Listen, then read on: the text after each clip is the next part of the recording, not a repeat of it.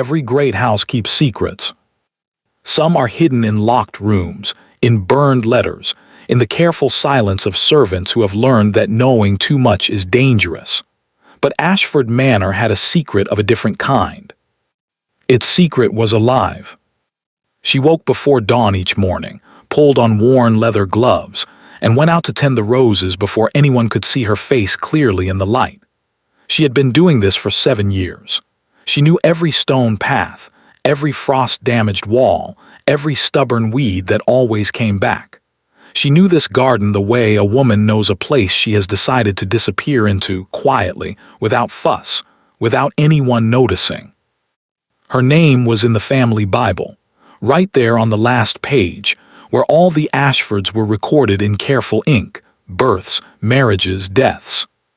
Next to her name, someone had written one word: deceased. She was not deceased. She was pruning roses. And on a gray morning in October of 1816, a carriage came up the long drive, and everything she had built from silence and invisibility was about to come apart. The carriage was too fine for the country roads. Alice noticed it from the far end of the garden near the old stone wall where the climbing roses had grown wild. She straightened, one hand pressed to her back, and watched it come. 4 horses, a crest on the door she didn't recognize, 2 outriders. She considered going inside. The sensible thing, the safe thing, would have been to set down her shears and disappear into the back of the house, the way she always did when strangers came. She had become very good at disappearing. But the first frost was coming, and if she didn't cut the roses back properly, they would be ruined by spring. So she stayed. She heard the carriage door open, boots on gravel, a man's voice, low, unhurried, giving instructions about luggage, then footsteps on the grass. She did not look up. "You there?" A pause. "The woman with the shears." Alice set down the shears, stripped one glove, and looked up. He was younger than she expected. Tall, dark-coated, with the kind of face that hadn't yet decided whether it was going to be handsome or merely severe. He was looking at her with the particular frown of a man who is certain he is being ignored on purpose and is not accustomed to it. He was right on both counts. "Are you the head gardener?" he asked. "There is no head gardener," Alice said. "There is only me." He looked at the roses, then at her, then at the roses again, revising some assumption he'd made. "I am Edmund Cavendish," he said. "I have purchased this estate." "I know," said Alice. "And you are." The wind moved through the garden. Somewhere above them, a crow called once and fell silent. "I keep the garden," Alice said. It was not an answer. They both knew it. Edmund Cavendish held her gaze a moment longer than was comfortable. Alice held it back with the steadiness of a woman who had survived things this man could not imagine. And then he gave a short nod and walked toward the house. Alice watched him go. Then she pulled her glove back on and returned to her roses. She did not go to dinner. She never did when the house had occupants. She ate in the small room off the kitchen, at a wooden table with a candle, and whatever Mrs. Hodges had set aside. Above her, the new Duke and his staff moved through the house, voices, footsteps, crates being opened. Ashford Manor was waking up after years of half-sleep, and the sound of it was unsettling in the way all change is unsettling when you have organized your life around stillness. She went to bed early and told herself nothing had changed. A new owner. She had survived a new owner before. She closed her eyes. 3 floors above her, Edmund stood in the library. He hadn't meant to spend the evening going through old papers, but libraries told you what a family had valued, what they'd wanted to remember, what they couldn't throw away. Ashford Manor's library was melancholy, books unread for decades, dust on everything. A portrait above the fireplace of a woman with dark eyes and an expression of enormous composure, as though she had accepted some difficult truth and decided to carry it gracefully. The Bible was on the desk, not the shelves left there, perhaps forgotten. Edmund opened it out of habit. The family record was at the back. Columns of names in different hands stretching back 200 years. Births, marriages, deaths. He ran his finger down the last column. George Ashford, died 1812. Thomas Ashford, died 1814. And then near the bottom, in ink slightly newer than the rest, Alice Ashford, deceased. No date, no cause, just that one word written with unusual haste, the letters slightly uneven, as though the hand that wrote them had not been entirely steady. Edmund walked to the library window. Below, in the last gray light of evening, the garden was empty. But the shears were still lying where she had left them, beside the roses. And there were fresh cuttings on the ground. He looked at the Bible, then at the garden. Alice Ashford, deceased. The woman in the garden had not told him her name. Alice had not always been a woman who disappeared. There had been a time when she filled a room, not loudly, not with the brittle brightness of girls taught that charm was a survival skill, but with something quieter and more dangerous. A sharp mind, a steady gaze, the confidence of a young woman who believed the world intended her well. She had been 22 when she learned otherwise. It had begun, as so many disasters do, with money. Her father, George Ashford, owner of a respectable estate and a spectacular talent for losing at cards, had spent Alice's childhood dismantling everything his own father had built. Quietly at first, a mortgage here, a sold field there, small dignified surrenders from a man who always believed his luck was about to turn. It never turned. By the time Alice was old enough to understand the shape of their situation, the shape was not good. The estate was leveraged to its foundations. Her brother Thomas had tried and failed to improve matters through investments that Alice could have told him, had anyone asked, were obviously foolish. No one had asked. She was a daughter. Daughters were not consulted about investments. They were asked to pour tea and wait. Alice had poured tea. She had waited. And then Lord Fenwick had come to dinner. He arrived in November, when the house was cold because they could no longer afford to heat all the rooms. He was 61 years old, enormously wealthy, a widower 3 times over, which the county regarded as unfortunate, and Alice, watching him across the dinner table, regarded as a pattern worth examining. He had small eyes that moved around a room the way certain animals move, always calculating the distance between themselves and everything else. He looked at Alice the way a man looks at a property he is considering purchasing. She understood, before the soup was finished, exactly why he had come. Her father called her into his study the following morning. He had the decency to look uncomfortable. He did not have the decency to reconsider. "Lord Fenwick has expressed an interest," he said. "It would be a very advantageous match." "He is 61 years old," Alice said. "He has buried 3 wives. Our situation requires a practical solution.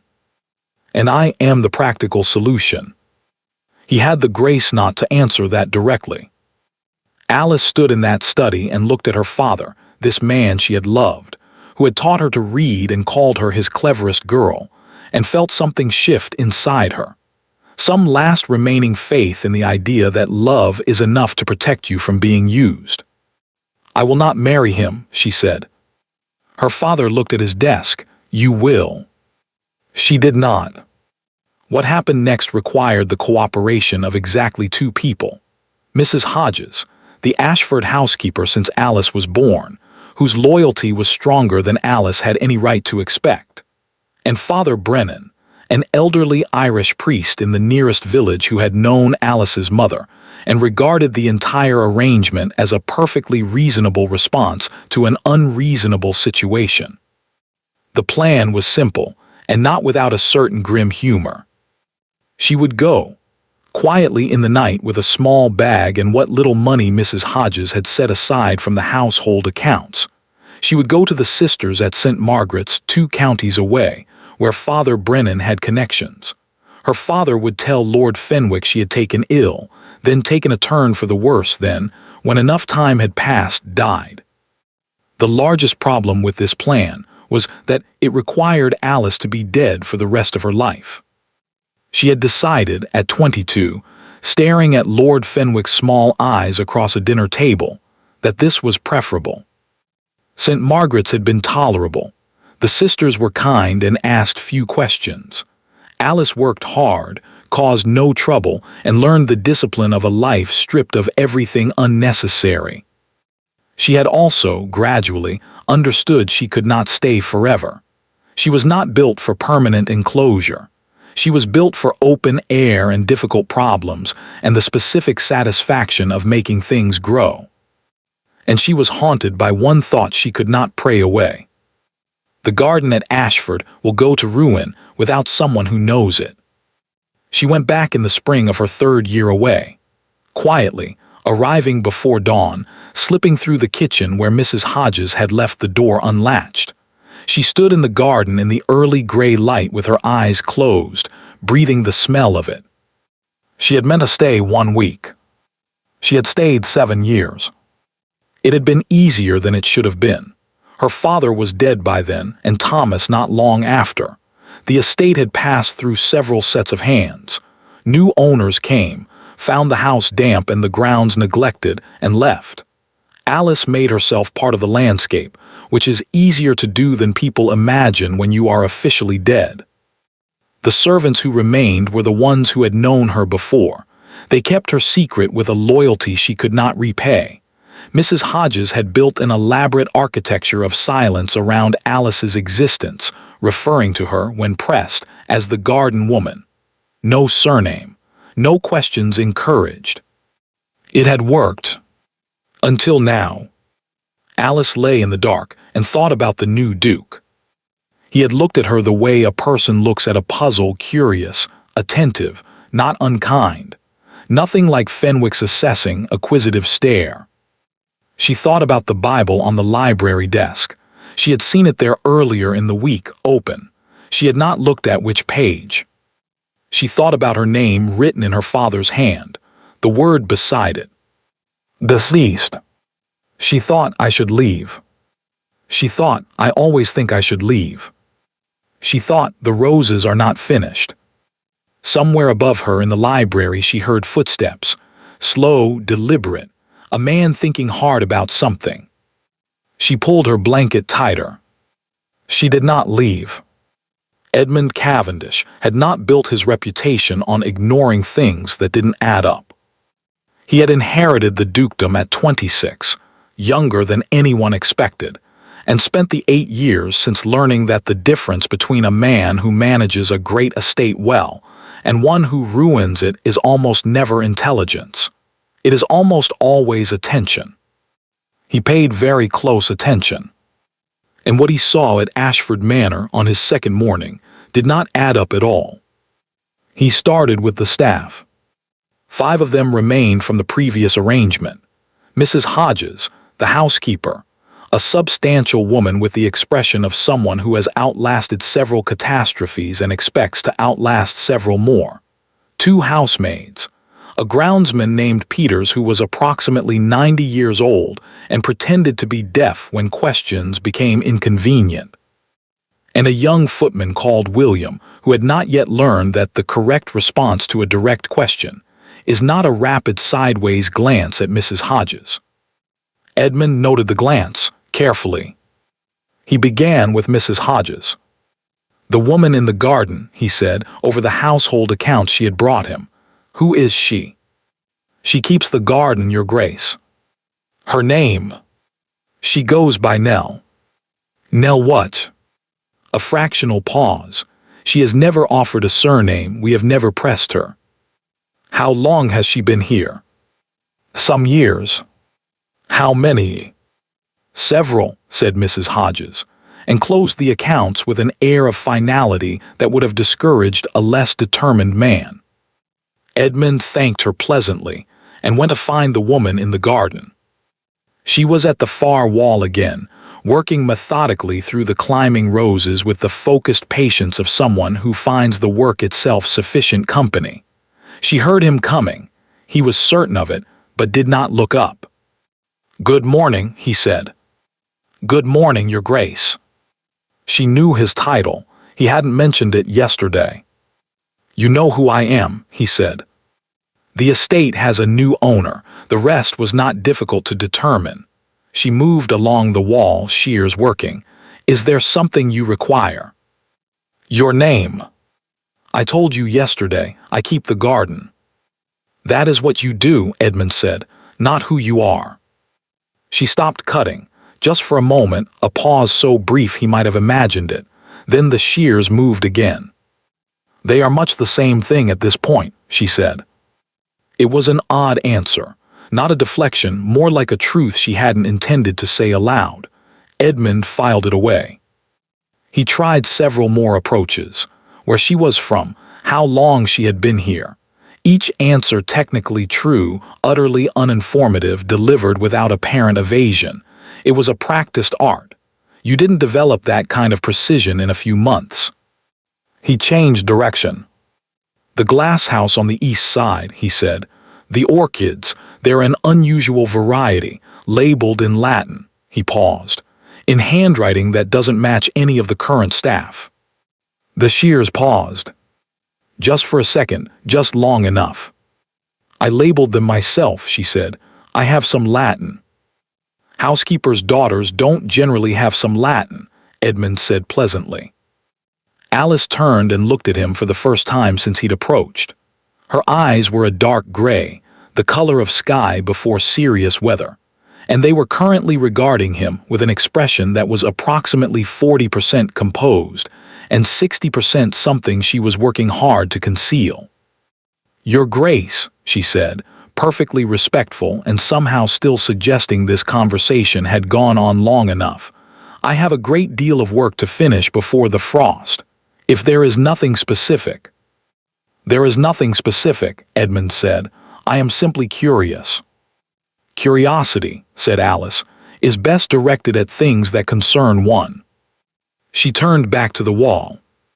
Edmund stood a moment longer, looking at the straight line of her shoulders, the stillness held in place by considerable effort. Then he nodded to no one in particular and walked back to the house. He spent the afternoon in the estate papers. Decades of records, rents, repairs, correspondence, legal documents. The Ashford family declining in the ledgers with the slow, painful clarity of arithmetic. And then, tucked into a folder dated 1809, a single sheet. A letter from a firm of London solicitors regarding the settlement of Alice Ashford's affairs following her. The letter used the word asterisk demise. It referred to property questions arising from the death of a minor heir. It noted that some documentation was incomplete. Dated October 1809. Edmund looked at the orchid house through the window. He thought about Latin labels, about a woman who chose her words with the careful precision of someone who had learned that carelessness has consequences. He went to the Bible. Alice Ashford deceased.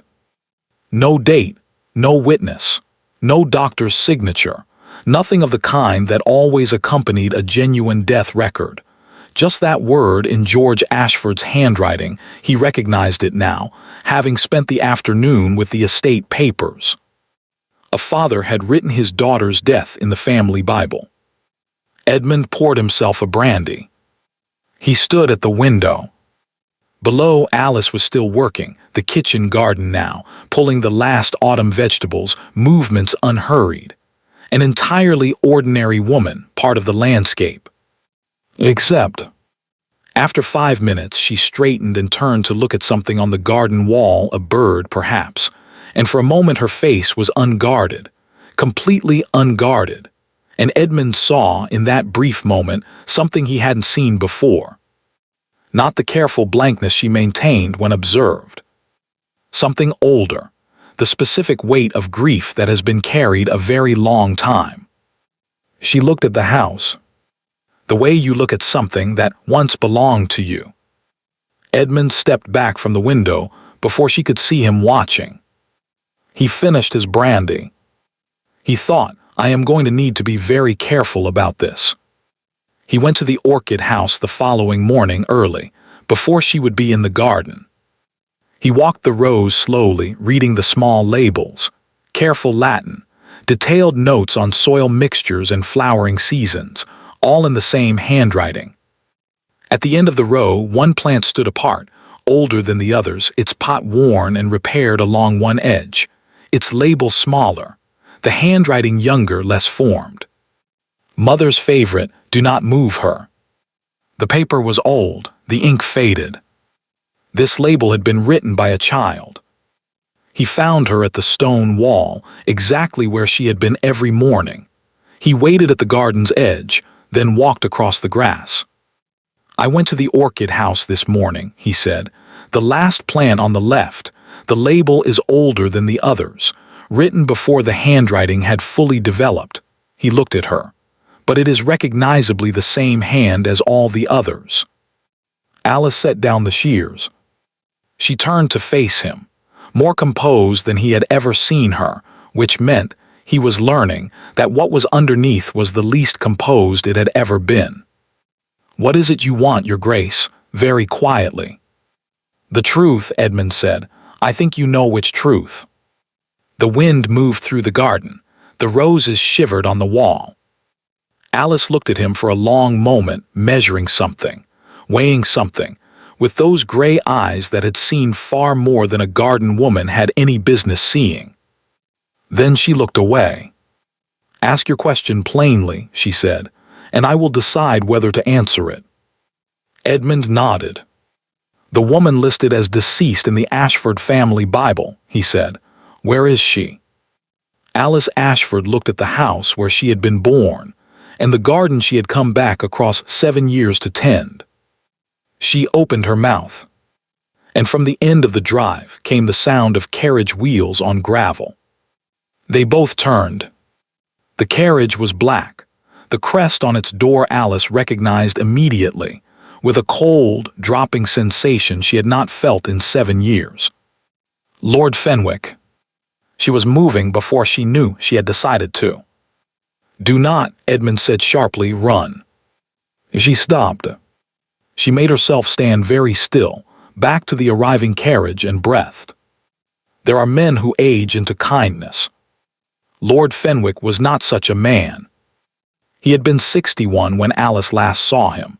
He was 68 now, and the years had not softened him, they had condensed him, the way certain substances become more potent when reduced. Thinner than she remembered. The flesh had retreated from his face and left the bone more visible, and the effect was not of frailty, but of something stripped down to its essential nature. He stepped out of the carriage and looked at Ashford Manor with the expression of a man arriving somewhere he has always considered, on some level, to be his. Alice stood at the garden wall and did not run. She was not entirely sure how.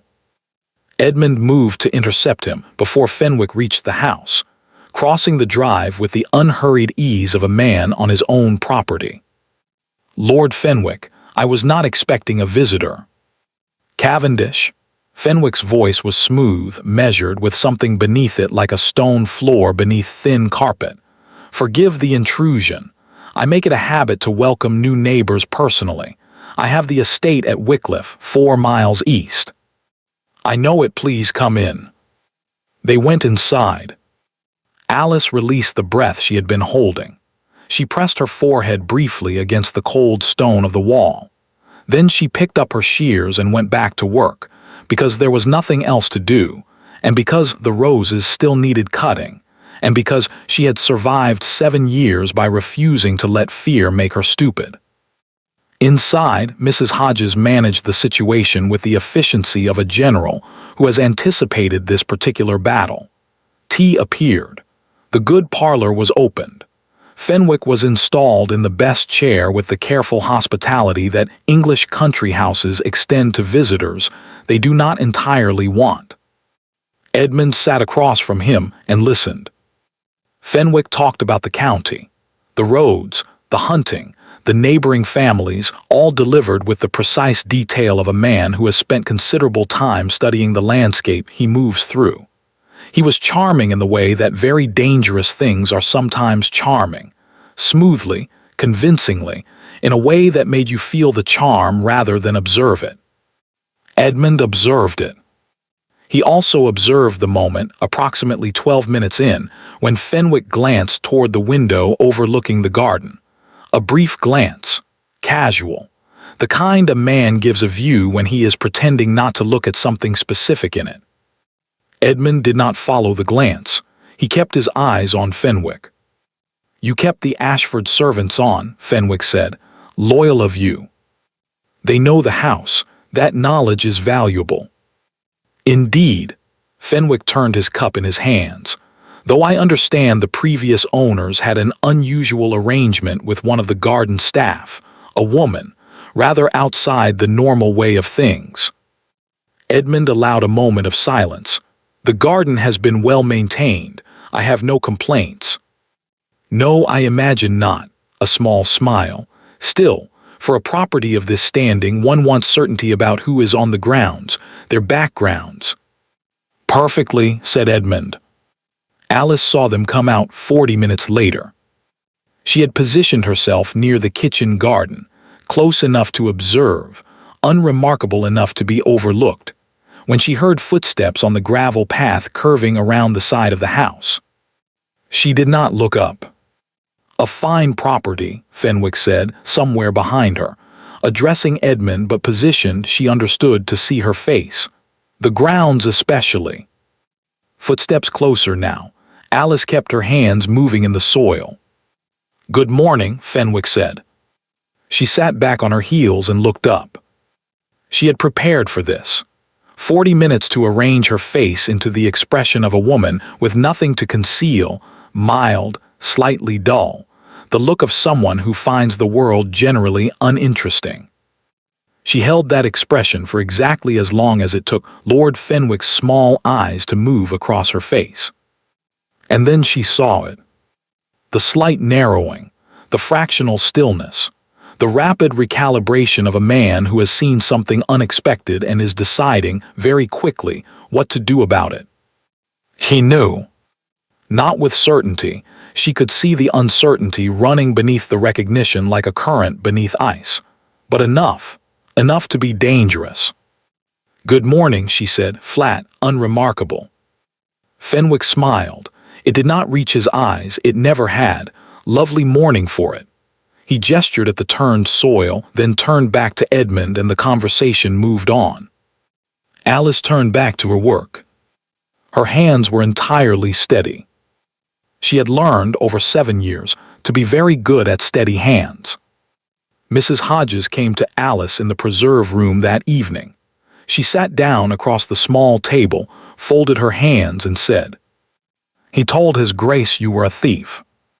Alice set down her fork. "He said you were employed in his household some years ago, that you took several items of value before disappearing, that he thought His Grace ought to be informed in the spirit of neighborly concern." "And what did His Grace say?" "He thanked Lord Fenwick for his concern, said he would look into the matter." A pause. He said it in a way that Lord Fenwick appeared to find satisfactory. Alice understood. Edmund had given Fenwick the shape of agreement without the substance of it. Whether that meant anything in her favor, she couldn't yet tell. "What else?" she said, because Mrs. Hodges still had the look of someone who hasn't finished. "Lord Fenwick has been invited to dine on Friday." He accepted. Alice absorbed this. "He will come back," she said. "He will keep coming back." "Yes," said Mrs. Hodges. "I believe that is the intention." They sat together in the small room, the candle between them, the old house settling around them in its familiar language of creaks and sighs. "He recognized me," Alice said. "I know. Not certain enough to stake everything on, but enough." Mrs. Hodges nodded slowly. "What do you want to do?" Alice thought carefully, not with the first instinct, which was panic, nor the second, which was flight, but the third, slower instinct that had kept her alive for 7 years. "I want to finish cutting back the roses," she said. "After that, I don't know." Mrs. Hodges stood and straightened her apron, the small, precise gesture Alice had watched since childhood. "I'll leave the kitchen door unlatched tonight," she said. "In case." "In case you need to run," she did not say. They both heard it anyway. Alice went to bed. Past midnight, she heard footsteps on the floor above the library. The same slow, deliberate footsteps from 2 nights ago, a man thinking hard. She stared at the ceiling. A thief. That was the story Fenwick had given, specific enough to be credible, vague enough to be unanswerable. How do you disprove that you stole something 7 years ago from a man prepared to insist that you did? You cannot. Not without explaining who you actually are. And that would open doors she had kept closed for 7 years. She thought about Edmund's face when he had said, "Do not run." Not suspicion. Not the face of a man who has decided what you are. The face of a man still deciding. She rose before dawn, dressed, pulled on her gloves. She was reaching for her shears when she opened the kitchen passage door and found Edmund Cavendish standing in it. Fully dressed, holding a candle, looking at her with the relentless directness she was beginning to recognize as simply how he looked at things. "I owe you a conversation," he said. "I believe you were about to owe me one as well." Alice looked at the kitchen door at the end of the passage, the one Mrs. Hodges had left unlatched. Then she looked at Edmund. "Your Grace," she said carefully, "it is 5 o'clock in the morning." "Yes," he said, "I am aware." He stepped back, gesturing toward the kitchen. "Shall we?" Alice stood in the passage for a long moment. Then she took her hand off the door and followed him. The kitchen at 5 in the morning was the most honest room in any house. No performance in it, no arrangement, just the cold stone floor and the banked fire and the silence of a room that has not yet been asked to be anything other than itself. Edmund filled the kettle without asking where it was. He set it over the rebuilt fire with the competence of a man who had, at some point, done things for himself. He did not speak immediately. Alice sat down at the table and waited. "I am going to tell you what I know," Edmund said, still facing the fire. "And then I am going to ask you one question. I would like an honest answer." "That depends on the question." "It usually does." He turned. "I know that Alice Ashford was recorded as deceased in the family Bible in 1809, no date, no witness, no official documentation. I know the orchid house contains plants labeled in a hand that has been writing in this garden since childhood.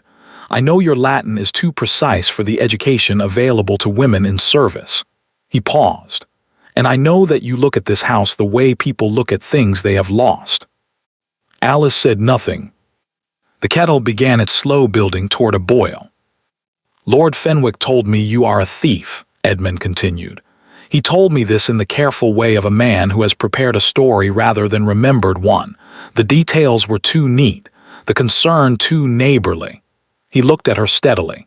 "I have met Lord Fenwick's kind before. They speak in complete sentences when a man telling the truth would stumble." The kettle whistled. "My question," Edmund said. He reached into his coat and placed the family Bible on the table between them. Open to the last page, her name, that word. "Is this you?" Alice looked at her name. At asterisk deceased asterisk in her father's handwriting, the ink faded now to dull brown, sealing her into a death she had not died. She looked up. "Yes," she said. The word dropped into the kitchen silence like a stone into still water. Simple, irrevocable, the first time she had said it aloud in 7 years. Edmund turned, took the kettle from the fire and made the tea. He set a cup in front of her, sat down across the table, wrapped both hands around his own cup and waited. So Alice told him. Not everything but the shape of it. The dinner, her father's study, Fenwick's small assessing eyes, and the choice that had not felt like a choice at all. The months at St. Margaret's. The return. The years of making herself invisible in the house where she had grown up, tending the garden, keeping the orchids alive, being officially dead while being entirely, stubbornly present. She told it plainly, without decoration. She looked at the table while she talked. It was easier than looking at him. When she finished, the kitchen was fully light. The sun had come up somewhere in the middle of her story, and neither of them had noticed. Edmund had not interrupted once. His tea was cold and untouched. He looked at the Bible, still open between them. Then he reached out and turned it over to the back cover and stopped. "Did you know about this?" he said. He turned the Bible back toward her. On the inside of the back cover, where the old glue had dried and the end paper had lifted away from the board, was a folded piece of paper, small, yellowed, in handwriting Alice recognized before she even touched it. Her father's hand, older than the Bible entry, shakier. Her hands were not steady as she unfolded it. It was not a long letter. Her father had never been a man of many words when the words mattered. "Alice, if you are reading this, you have come home. I knew you would come home. I built you in this garden, and I knew you would come back to it regardless of what I had done. I have done a terrible thing. I told myself it was the only thing. I have spent 3 years trying to believe that, and I no longer do. Fenwick is not what he presented himself. I learned this after too late. He is not a man who wanted a wife. He is a man who wanted a signature. Your grandmother's land to the east of the Wycliffe border, the deed is in your name by the terms of her will. Fenwick knew this. A marriage would have given him access to it. Your death, he believes, has given him the opportunity to acquire it through other means. Do not let him. There is a copy of your grandmother's deed in the green tin box in the library's east wall, behind the Herodotus. It has always been behind the Herodotus, because your grandmother said that no man who would steal from a woman would bother to read Greek history first. I am sorry, Alice. I was a coward and a fool, and I loved you more than I knew how to show, which is the most useless kind of love, and I know it. Come home. Your father asterisk. Alice read it twice. Then she set it down very carefully, and pressed both hands flat against the table and did not speak. Edmund did not speak either. Outside, the garden was filling with morning light. The roses on the south wall caught it first, the way they always had, the way she had watched them every day for 7 years. Come home, her father had written. She had never left. She felt, to her considerable annoyance, that she was going to cry. She did not. She pressed her hands harder against the table and looked at the window and breathed. Edmund picked up his cold tea, stood, and carried it to the sink, giving her the privacy of his turned back. The Herodotus, he said in a conversational tone, as though discussing something entirely ordinary. East wall of the library. Apparently, Alice said, her voice was steady. She was proud of it. I believe I saw it yesterday, second shelf from the top, a pause, behind a rather ugly candlestick. My grandmother had no patience for ugly candlesticks. She would have put it there deliberately. Sensible woman. Extraordinarily. Edmund turned back. The deed, if it says what your father believed, Fenwick's entire purpose yesterday was not a courtesy call. No, Alice said, it was not. He wanted to confirm you were here, and now he knows. Edmund's expression was controlled, but beneath it something that was not calm at all. Friday is 3 days away. Before then we need to find the deed, establish its validity, and determine what legal ground you are standing on. Alice looked at him. He said asterisk, we with the ease of a man who hadn't noticed he said it. Your Grace, she said slowly, this is not your problem. Edmund looked at her with an expression that was perfectly polite and utterly unconvinced. A woman has been living on my estate under a fraudulent death record. A neighbor is attempting to acquire her property through coercion and forgery. A pause. I find I am not comfortable calling that someone else's problem." Alice studied him carefully, looking for the interest beneath the stated reason, the want beneath the offered help. She could not find it, which was itself a kind of answer. "The Herodotus," she said finally. "The Herodotus," Edmund agreed. They went to the library. The green tin box was exactly where her father had said. Alice climbed the library steps, reached behind the Herodotus. There was indeed an ugly candlestick, bronze, with a grimacing face she remembered hating as a child, and her fingers found the tin immediately. She set it on the desk, opened it. Inside, folded in oilskin against the damp, was a document. Legal, formal, precisely drafted. Alice's grandmother's name at the top, Alice's name below it. The land described in careful detail, acreage, boundaries, a map drawn in the margin in her grandmother's own confident hand.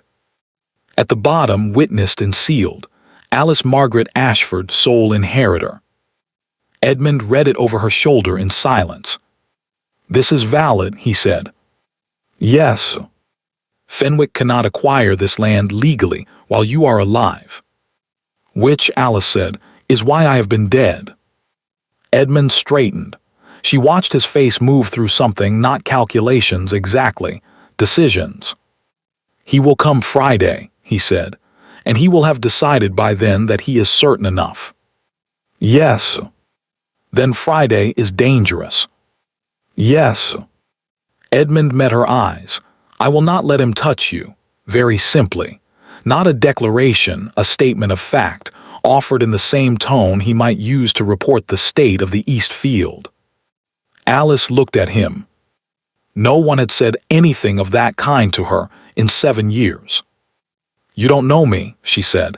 It came out more quietly than she intended. "No," Edmund agreed, "but I know enough." He looked at the deed and the letter, set carefully together on the desk. "I know your grandmother hid your inheritance behind a book she trusted no one worth worrying about would bother to read. I know your father loved you enough to leave you a map back to yourself." He paused. "And I know you have spent 7 years keeping this garden alive when any sensible woman would have left and built a different life somewhere." He looked at her. "That is not nothing, Miss Ashford." Alice looked at the deed, at her name on it, at the grandmother she had never known well enough, who had seen something worth protecting and protected it in the most stubbornly characteristic way imaginable. "We should make a plan," she said. Edmund almost smiled. "We should." 3 days is both a very long time and no time at all. A very long time when you are waiting for something dangerous.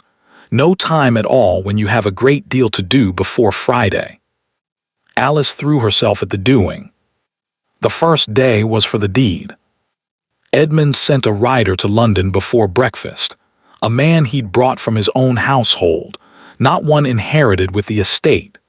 The rider carried a letter to Edmund's solicitor, a man named Cartwright, who was apparently both brilliant and discreet, 2 qualities rarer in combination than they ought to be. The letter asked Cartwright to research, with all available speed, the legal standing of the Ashford land grant, and what happened to property held in the name of a woman whose death record could be demonstrated to be fraudulent. "What do you expect him to say?" Alice asked. "That it is complicated, but workable." "You sound certain." "I am not certain, but Cartwright, when given a problem he finds interesting, produces results that would astonish a less experienced solicitor." A pause. "I wrote him a very interesting letter." The second day was for understanding Fenwick. Not the man himself, but the architecture of what he wanted, which Edmund, once he examined it properly, found considerably more elaborate than a simple land grab. It began with Alice's grandmother. Margaret Ashford had married into the family at 18, watched her husband spend 30 years making ill-advised financial decisions, and responded by quietly ensuring that anything she'd brought into the marriage remained legally hers. The land to the east of the Wycliffe border had been her dowry. She had made certain, with a solicitor she retained independently, that it passed directly to Alice, not to Alice's father, not to her brother Thomas, but to Alice, specifically, by name. Margaret Ashford had not trusted the men in her family with anything she valued. The land had one weakness.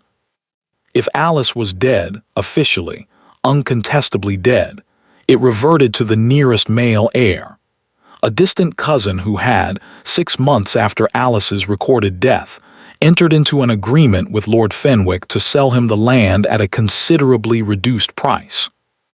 He arranged it before he was even certain she was dead, Edmund said, looking at the letter he'd found between Fenwick and the cousin's solicitor, tucked into a folder considered too dull to examine closely.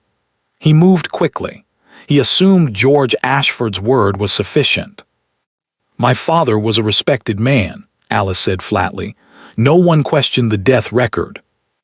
"Exactly. The agreement was signed, but it has never been completed." Edmund set the letter down.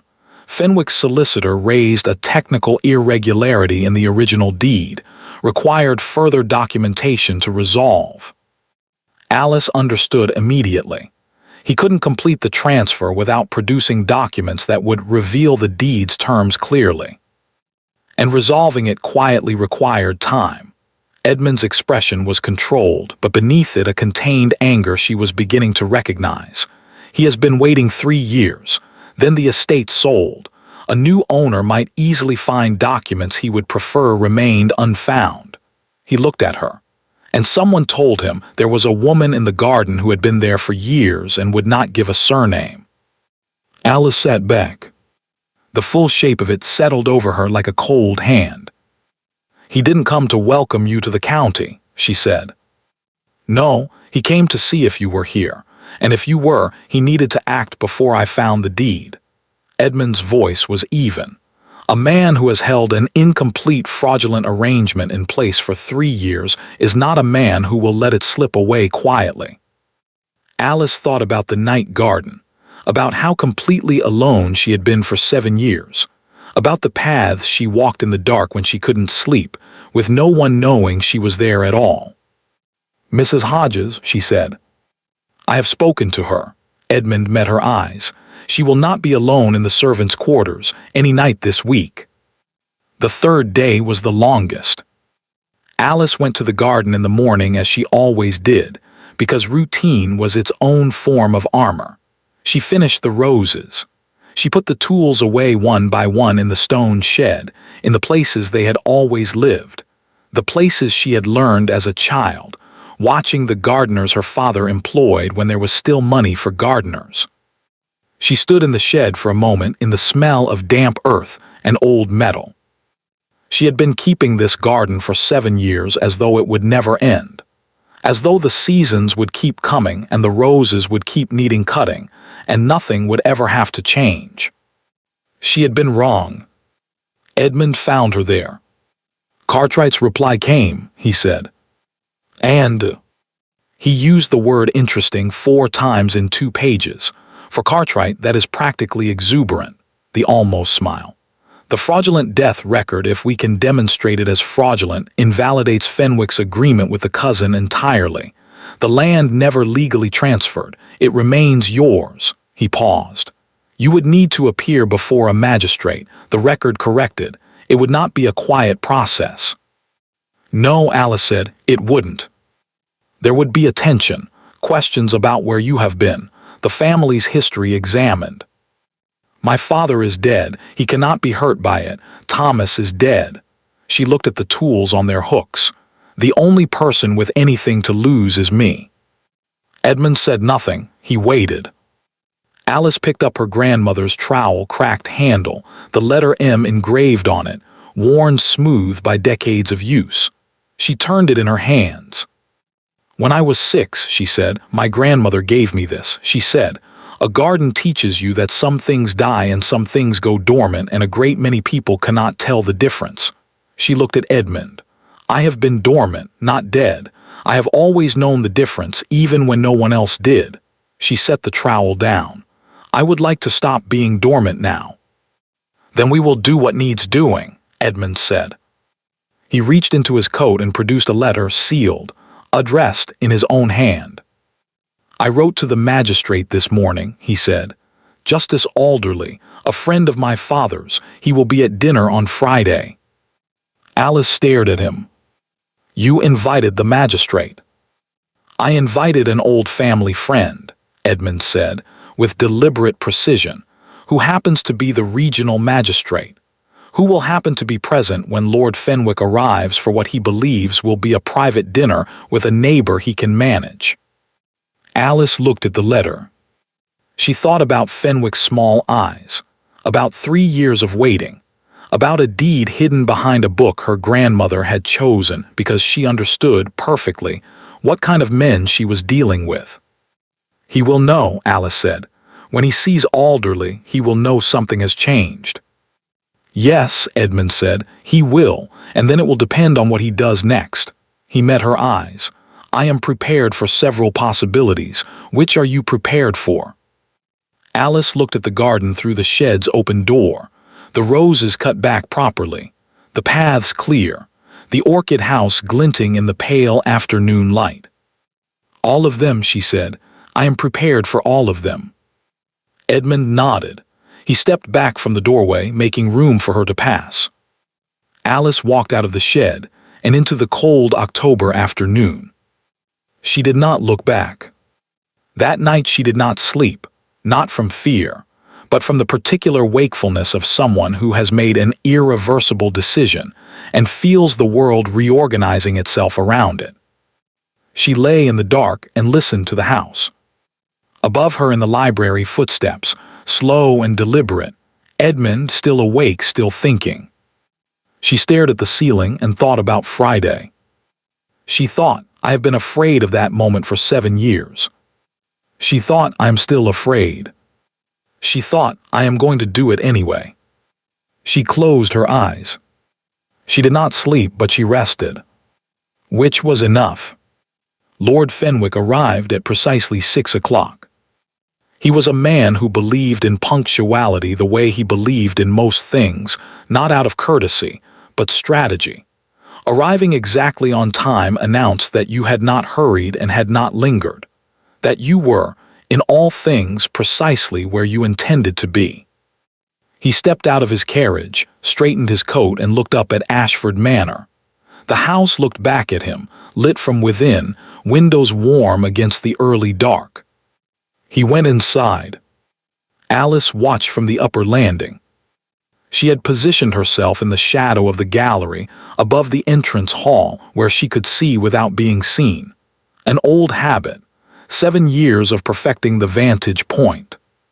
She watched Fenwick hand his coat to William, watched those small eyes move around the entrance hall, taking inventory, the paintings, the furniture, the quality of the candlelight. Then, through the open parlor door, he saw the drinks tray. 3 glasses, not 2.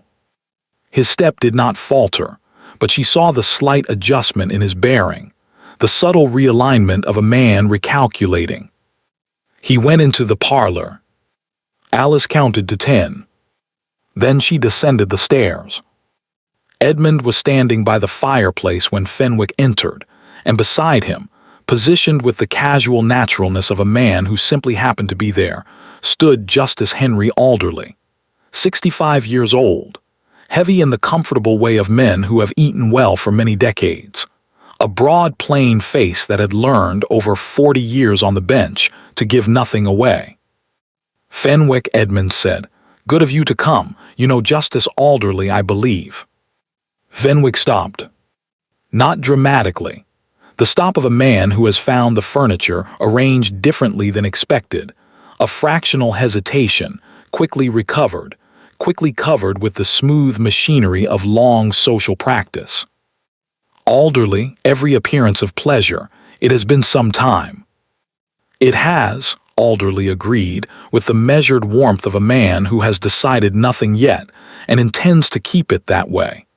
"Cavendish tells me you have been a good neighbor already, coming to call so promptly." "One likes to know who one's neighbors are," Fenwick said. "Indeed," said Alderley, "indeed one does." Edmund poured 3 glasses. They talked about the roads, the hunting, the county filling time before something they were all aware of but none had yet named. Fenwick managed himself beautifully. Nothing in his face or manner to suggest that a magistrate's presence was anything other than a pleasant surprise. Nothing to suggest that his mind was not, underneath the performance, running very fast indeed. He was good. Alice had always known he was good. Edmund glanced toward the door. Not at her directly, no signal, no gesture. Simply a glance, in the way a man glances at something he is aware of without needing to draw attention to it. It was enough. Alice stepped into the parlor. She had prepared for many things. Fenwick's reaction, Alderley's questions, the legal machinery that would begin to grind once the truth was in the open. She had not prepared for how it would feel to walk into a room as herself. Not Nell, not the garden woman, not the invisible presence haunting the edges of her own life. Alice Ashford, in the house where she had been born, standing upright in the candlelight. The feeling was not triumph, not relief, something more complicated, a painful wholeness, like a joint returning to its socket. She looked at Fenwick. Fenwick looked at her. The parlor was very quiet. "Miss Ashford," Edmund said into the silence with absolute composure, "I am glad you could join us." As though she had simply come down from elsewhere in the house, as though nothing about this moment required explanation. It was, Alice thought, a masterful thing to say. Fenwick's face did something complicated. The progression rapid and largely concealed, recognition, calculation, the swift assessment of a man determining how much he had lost and how much remained salvageable. His expression settled, finally, into something wearing the shape of confusion. "I'm afraid I don't," he began. "Lord Fenwick," Alice's voice was steady, "I believe you do." Silence. Alderley, beside Edmund, had gone very still, looking between Alice and Fenwick with the focused attention of a man who has just understood that what he was told he was coming to is not what he has come to at all. He did not look displeased. He looked interested. What followed was not a scene. Alice had feared a scene, raised voices, ugly denials, but Fenwick was too experienced for scenes. His composure held, and the next hour was something stranger and more difficult, a conversation. Alderley led it with the practiced ease of a man who has conducted difficult conversations in rooms where everyone is pretending to be comfortable. He asked gently, methodically, with the deceptive mildness of a man whose mildness is a professional instrument. He asked Fenwick about the land agreement with the cousin. Fenwick said he had simply been trying to assist with what he understood to be an uncomplicated transfer. Alderley asked about the solicitor's concern regarding the deed irregularity. Fenwick said these were technical matters left entirely to the lawyers. Alderley asked whether Fenwick had been aware of the terms of Margaret Ashford's original bequest, the specific provision naming Alice. Fenwick said he may have been, in a general way, but with Alice Ashford deceased, he had naturally assumed. "Yes," said Alderley pleasantly. "That does seem to be the question, doesn't it? The deceased Miss Ashford." He looked at Alice, sitting across the room with her hands folded and her gray eyes fixed on Fenwick with a steadiness that had taken 7 years to build, who appears to be very much present. Fenwick looked at Alice. Alice looked at Fenwick. "There has clearly been some confusion," Fenwick said, smooth, controlled.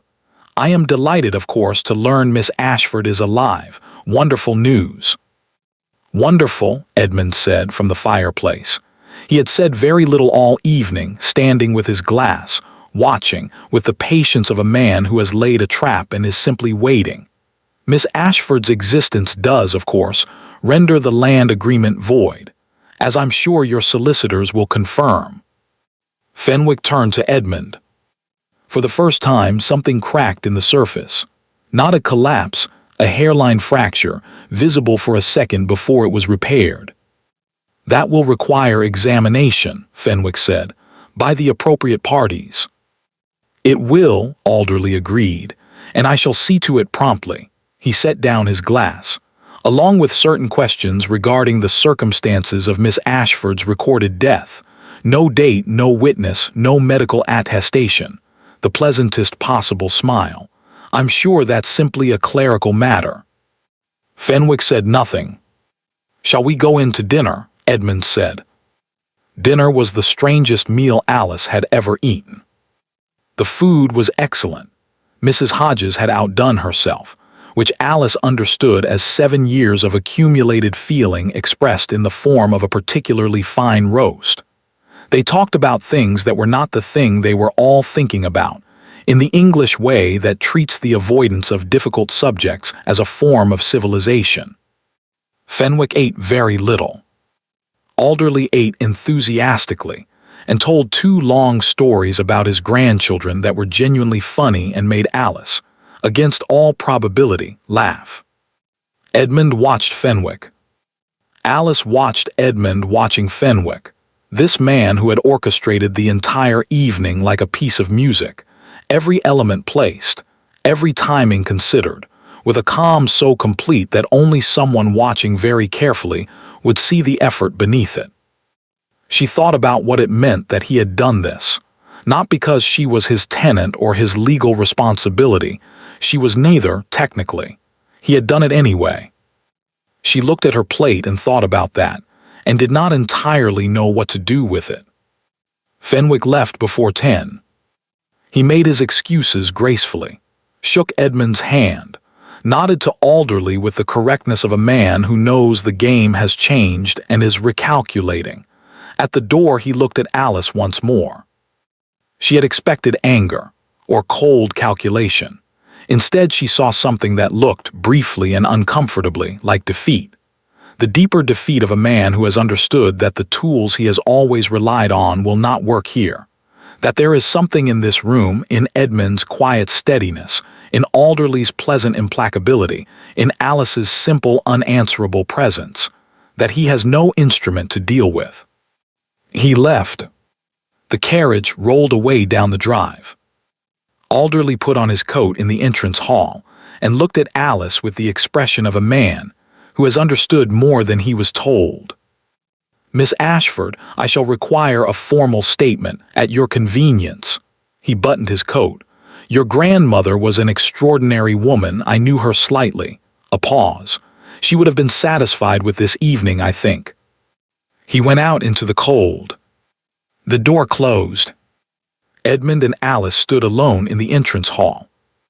He will not give up entirely, Alice said. He has resources for a prolonged legal. He does, and we will deal with that as it comes. Edmund looked at her, but tonight I think we may allow ourselves to note that it went rather well. Alice looked at the closed front door, at the candle-lit entrance hall of the house where she had grown up. It went rather well, she agreed. Edmund's expression shifted, more serious, the look of a man who has been waiting to say something and has decided the moment has arrived. There is one more thing, he said. Alice looked at him. Your legal situation, even with Alderley's involvement, even with the record corrected, it will be a long process. You will need, he stopped, tried again, which she noted because Edmund Cavendish did not generally need to try twice. The process will be considerably simpler if you have a current and legally unassailable name under which to bring the claim. Alice was very still. I have a name, she said, Alice Ashford. An excellent name, also currently recorded as deceased, which will complicate matters until the record is corrected, which will take time, during which you are legally. Precarious, Alice supplied. Precarious, he agreed. Silence. You are suggesting, Alice said slowly, that a different name would simplify the legal situation. A married name, for instance, would be. Resolved, Alice said. Yes. And this someone, she looked at him carefully, is this a theoretical someone? Edmund looked at her. not with the composed expression she had come to know, not the careful orchestrating calm, but simply and directly, with the look of a man who has decided to say the thing. "I have destroyed my peace of mind worrying about you for 3 days," he said. "I have invited a magistrate to dinner and staged an ambush in my own parlor.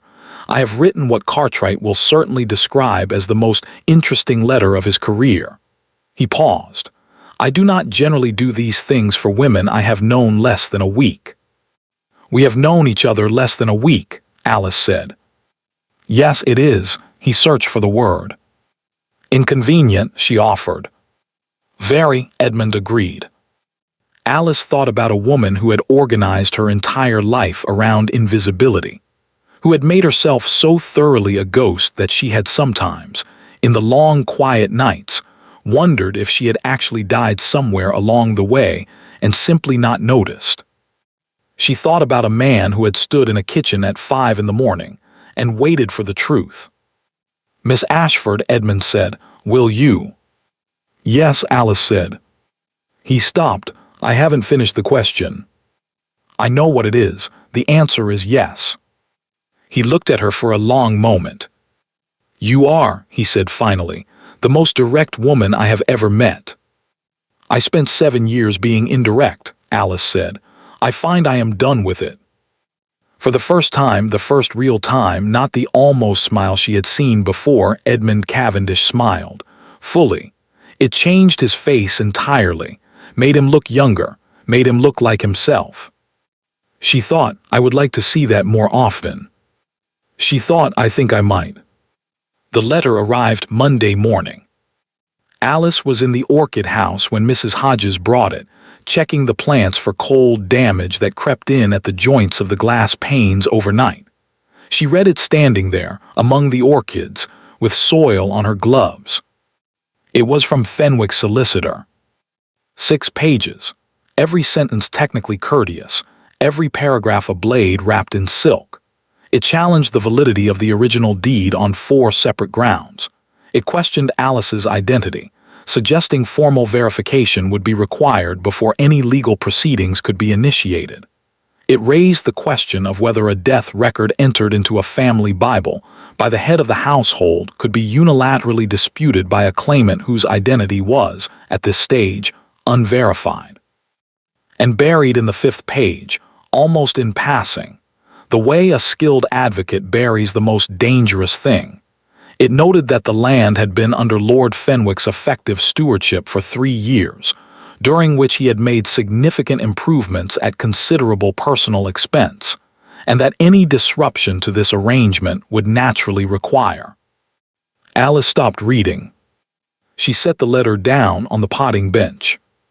Then she picked it back up and went to find Edmund. He read it at the library desk without expression, beginning to end. When he finished, he set it down with the careful deliberateness of a man making a conscious decision not to do something else with it. "The identity question," he said. "Yes, he is suggesting that any claim I make is inadmissible until I can prove I am who I say I am, which requires exactly the process that proving my identity is meant to initiate." Alice sat down across from him. "It is a very elegant circle. Cartwright will say it is a standard delay tactic." Edmund tapped one finger on the letter. "Fenwick knows he cannot win on the substance. He is making the process expensive enough and long enough that settling becomes easier than fighting." He looked at her. "What evidence exists of your identity beyond the Bible entry itself?" "The orchid label's handwriting analysis. The staff, Mrs. Hodges Peters, my father's letter. The letter is unsigned and undated. Servant testimony he will call paid loyalty." Edmund stood and moved to the window.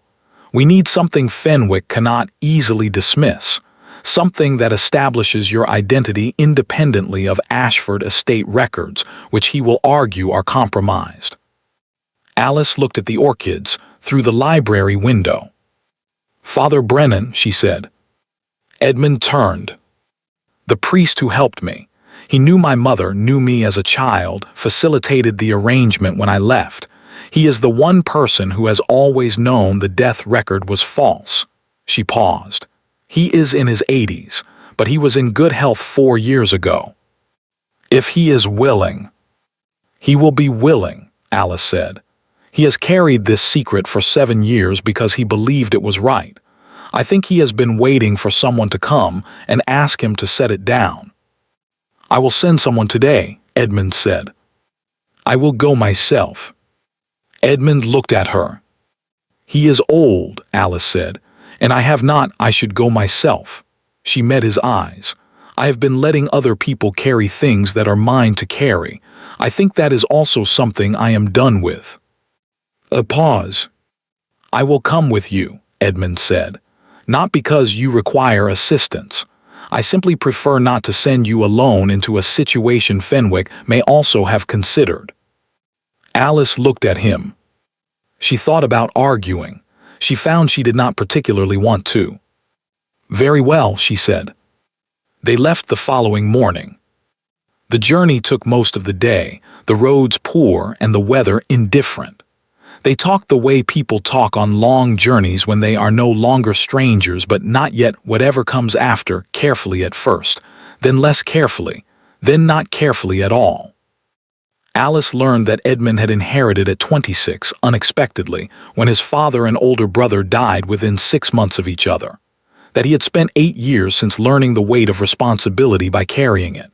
That he had bought Ashford Manor because he had seen the garden in a painting, a small landscape, poorly executed but specific, with the south wall roses in the foreground, and had thought, someone loved this garden very much. I would like to know what that means. Alice looked at him when he said that. You bought a manor house because of a painting of the garden, she said. It was a very specific painting, he said, with perfect seriousness. What was the painting? I have it. It was with the estate papers, painted by a man named Castleton, a previous owner. Alice was quiet. Old Mr. Castleton, he was here one summer, he painted constantly, he was terrible at it. She looked out the carriage window. He painted the roses from the library window. I used to watch him from the garden. He could see you, Edmund said. He never said anything. He painted what he saw. Edmund looked at her. A woman in a garden tending roses. That is why I bought the house. Alice sat with that. 7 years of careful invisibility, and a bad painter had seen her anyway. The painting had traveled from a dead man's estate to an auction house to Edmund Cavendish's attention.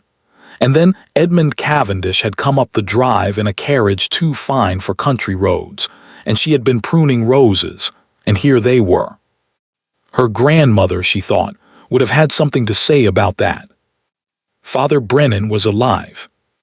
81 years old, largely confined to a chair by a window, and the most alert 81-year-old Alice had ever encountered. He looked up when she came through the door and his face did something that was not surprise. He had been expecting this. She understood, in some form, for some time. Alice Ashford, he said, God be thanked. Edmund waited in the hall while Alice sat with Father Brennan for 2 hours. She told him everything. He listened with the absolute undivided presence of a man who believes that the story in front of him is always the most important thing in the world. When she finished, he was quiet a moment. I should have come to you sooner, he said, when I knew you'd gone back. He looked at her with faded blue eyes that had lost none of their precision. But I thought, she'll come when she's ready. She was always stubborn. I prefer determined, Alice said. You would, he looked past her at the closed door. The Duke. Yes. Bring him in. Edmund came in, shook the old man's hand, and listened while Father Brennan talked for 40 minutes. Alice's parents, her baptism, her childhood, the arrangement with St. Margaret's, and the letter he had written attesting to Alice's continued existence that he had kept in his desk for 8 years, waiting for the moment it would be needed. He produced it from the drawer with the satisfaction of a man who has been very patient for a very long time. It was notarized, witnessed by 2 men now deceased, whose signatures could be verified through the diocesan records. Edmund read it. He looked up. "You prepared this 8 years ago." 7 years and 4 months, Father Brennan said precisely. "When Alice went back, I thought, someone will need to know she is alive eventually. I should make it easy for them." "Thank you," Alice said. He waved a hand. "Thank your grandmother. She came to me 6 months before she died, said, 'The men in this family have good intentions and very poor judgment, and Alice will need someone paying attention.'" A pause. "I have been paying attention." Cartwright arrived the morning after their return, briefcase in hand, with the expression of a man who has found a situation fully as interesting as promised. He examined everything. Father Brennan's letter, the deed, George Ashford's note, the handwriting analysis. He looked at Edmund over his spectacles. "Fenwick's solicitor is very good, but he is working with a losing hand, and I believe he knows it." He set the documents down. The identity question collapses with Father Brennan's attestation. The deed stands. The fraudulent death record is demonstrably fraudulent. He removed his spectacles. "There will be hearings. Fenwick will spend money and make noise, but he will not win." The hearing before Justice Alderley took place 3 weeks later. The county heard about it, as counties always hear about things, through the particular mechanism of information that moves along lanes and over garden walls and through kitchen doors and arrives, eventually, everywhere. They heard that the woman in the Ashford garden, keeping the roses for 7 years, was Alice Ashford, reported dead, very much otherwise. They heard that Lord Fenwick had been attempting to acquire her land through an arrangement predicated on that false report. They heard that the new Duke of Cavendish had stood up in Alderley's hearing room and said, in the unhurried way of a man who has considered his words and found them sufficient, "She may be listed as dead in every Bible in England. She may be recorded as deceased in every register this county holds, but she is standing in front of me, and that is all the proof I require." The room had been very quiet after that. Fenwick's solicitor made 2 objections. Alderley overruled both with pleasant implacability. The death record was declared fraudulent and ordered corrected. The land agreement between Fenwick and the cousin was declared void. Alice Ashford was declared, by the formal judgment of Justice Henry Alderley, to be Alice Ashford, alive, present herself. Afterward, Edmund came to stand beside her on the courthouse steps. The street was ordinary, a dog barking somewhere, someone selling something from a cart, the world continuing in its normal way, entirely indifferent to the fact that she had just been officially returned to it. "Cartwright will file the corrected record this afternoon," Edmund said. "Yes." "And Fenwick will go home and be very angry in private, and eventually accept the situation because he has no other choice." "He is a practical man," Alice said, "in his way." Edmund nodded. Then, carefully, "There is still the matter of a conversation we began in an entrance hall some weeks ago." Alice looked at him. "You said yes," he said, before I had finished the question. "I stand by it." "You haven't heard the question." "I told you, I know what it is." "Miss Ashford," something warm beneath the composure, "you have just spent 3 weeks fighting for your name, your own name. I would not ask you to give it up without asking properly." Alice looked at him. "You are not asking me to give it up," she said. "You are asking me to add to it." Edmund was quiet a moment. "That is exactly what I am asking." Alice looked at the gray November sky. She thought about roses cut back properly for winter, ready for spring. About a man who had bought a house because of a bad painting of a garden and found a dead woman in it and decided, without obligation, without advantage, that her existence was worth defending. She thought about her grandmother, who had hidden a deed behind a Greek history book and given a 6-year-old girl a trowel and said, "Some things die and some things go dormant, and a great many people cannot tell the difference. She turned to Edmund. "Then ask," she said. He asked. She answered. It was not a long answer, but it was, like everything Alice Ashford said when something mattered, entirely unambiguous. 1 year later, March came to Ashford Manor the way it always had, reluctantly, in fits and starts, with false promises of warmth followed by sharp reversals, the English spring conducting its annual argument with winter and winning only incrementally. There were mornings still cold enough for frost. There were afternoons that smelled undeniably of something beginning. Alice was in the garden before breakfast. She was always in the garden before breakfast. This had not changed.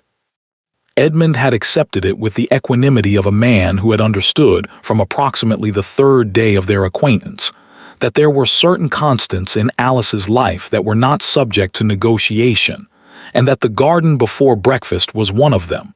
He had, in fact, stopped mentioning it. He had started, instead, coming to find her there. She heard him cross the grass. She always heard him now, the particular rhythm of his step as familiar as the sound of the house settling or the birds in the east wall, and she straightened from the rose bed and pulled off one glove and waited. He came to stand beside her, hands in his coat pockets, and looked at what she was looking at, the south wall roses. They had come back, not tentatively, not the cautious, provisional return of plants that are not sure they are welcome. Emphatically. With the particular vigor of things that have been properly tended through a hard winter and are expressing, in the only language available to them, something very much like relief, new growth everywhere. Green and insistent, pushing out from the old wood at every joint, reaching for the pale March sun with the undiscriminating ambition of all growing things. "They're back," Edmund said. "They were always going to come back," Alice said. "I cut them properly. You always say that. It is always true." He looked at the roses for a moment, then he looked at her. She could feel it without turning, the specific quality of his attention which she had been learning for a year and still found, on occasion, slightly overwhelming. Not uncomfortably, simply more than she had been prepared for, more than she had known to expect. "Cartwright wrote," he said. "I know. Mrs. Hodges gave me the letter this morning." Alice stripped her other glove. "Fenwick has withdrawn the final challenge." "Yes. So it is finished." "Legally," Edmund said. "Yes. Entirely finished." Alice looked at the roses. She thought about a word written in faded ink beside her name. About 7 years of frost and silence and careful, deliberate invisibility. About the specific loneliness of being a ghost in the place you loved most, and the specific difficulty of becoming real again after so long of being otherwise. She thought about Alderley's hearing room. About a man standing up in it and saying, in the unhurried way of someone who has found his words and found them sufficient, "She is standing in front of me, and that is all the proof I require." She thought about the family Bible, which was still in the library. She had not moved it, had not wanted to move it, open on the desk to the page with the family record. Open to her name, which no longer said deceased. Cartwright had arranged it with his usual quiet thoroughness. The correction was formal, documented, witnessed. The old entry remained. You could still see it if you looked, the ghost of the word beneath the careful line drawn through it, but above it, in a different ink, in a different hand, Alice Ashford Cavendish. Living. Alice had stood at that desk for a long time the day the corrected record came back. Edmund had stood in the doorway and not interrupted, which was the thing she had come to understand over a year, that he did best, the particular gift of knowing when presence was enough and words were not needed. She put her gloves in her pocket. She looked at the garden, the full sweep of it in the pale morning light. The south wall roses and the kitchen garden and the orchid house with its fogged glass and the long path to the old stone bench and the east wall where the climbing plants would need attention in another few weeks. A full garden. A garden with work to do and seasons ahead of it and no shortage of things that needed tending. "You are thinking something," Edmund said. "I am always thinking something." "You are thinking something you are deciding whether to say." Alice considered this. "My grandmother's trowel needs a new handle," she said. "The crack has become impractical." Edmund looked at her. "That," he said, "is not what you were thinking." A pause. "No," Alice agreed. "It isn't." She looked at the roses one more moment. Then she turned to face him, this man who had bought a house because of a painting of a garden and found a dead woman in it, and decided, without any particular logic she had ever been able to identify, that she was worth finding. "I was thinking," she said, "that I have spent a year being surprised by all of it." She made a gesture that encompassed vaguely the garden and the house and him and the general shape of a life she had not anticipated.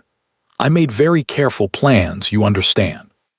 When I was 22, about how things would go, what I would do and where I would be." She paused. "None of it looked like this." "Is that a complaint?" Edmund asked. "No," Alice said. "It is an observation." He studied her. "And what do you observe?" Alice looked at the roses on the south wall, at the new growth, green and certain and entirely indifferent to the difficulty of the winter it had come through, at the evidence in every direction of things that had been tended properly and had come back stronger. "I observe," she said, "that I was dormant for a very long time, and that I am not any more." She looked at him. "And that I find I prefer it." Edmund said nothing for a moment. Then, "Even the early mornings, especially the early mornings." He almost smiled. Then, as he did more often now, as the year had loosened something in him that she thought had been wound tight for a long time before she found it, he did smile. Fully. The one that changed his face entirely, she thought. "I will never entirely get used to that," she thought. "I am very glad of it." They walked the garden together in the early light, as they had begun to do, not every morning, not by arrangement, but often enough that it had become its own kind of ritual. He walked beside her, and she pointed out what needed doing, and he asked questions that were sometimes practical and sometimes not, and she answered both kinds with equal seriousness, and the garden received them both with its usual indifference to human affairs and got on with the business of spring. They stopped at the orchid house. Through the fogged glass, the shapes of the plants were visible, the careful rows, the individual pots, the particular one at the end that was older than the others, its pot worn and repaired, its label small and slightly faded, mother's favorite. "Do not move her. She is putting out new growth," Alice said. Edmund looked at the plant through the glass. "She does every spring. She was struggling when you arrived. The winter before you came was very cold, and I was worried about the light on that side." Alice pressed her hand briefly against the glass, the old habit. "But she came back." "They all came back," Edmund said. "They all came back," Alice agreed. She let her hand drop from the glass. She turned. The sun was fully up now, the garden bright and cold and sharp with March light, the kind of light that shows you everything clearly, the work still to do, the progress already made, the long season ahead. Edmund held out his hand. She took it. They walked back to the house together, through the garden that had kept her alive when nothing else would, through the morning of a life she had not planned and could not have imagined, toward the breakfast that Mrs. Hodges would have ready and the letters from Cartwright and the 1,000 ordinary details of an ordinary day. Behind them on the south wall, the roses reached for the sun. The family Bible remained on the library desk at Ashford Manor for many years. Visitors occasionally asked about it, why it was left open, why not shelved with the other books. Alice never explained. She simply said it was a useful reminder. If they looked closely, they could see the old entry, the line drawn through it, the correction above. And below all of it, added in a different ink entirely, in a hand that was precise and unhurried and had been writing in that garden since childhood, Alice Ashford Cavendish, née Ashford, returned to life. October 1816. The garden is fine. Thank you for spending this time inside another story with us tonight. In a world of titles, silence, and secrets, some truths take far longer to reach the light than anyone expects. If this story stayed with you even for a moment, tell us which city you're listening from and consider subscribing for more Duke stories filled with drama, heartbreak, and impossible choices.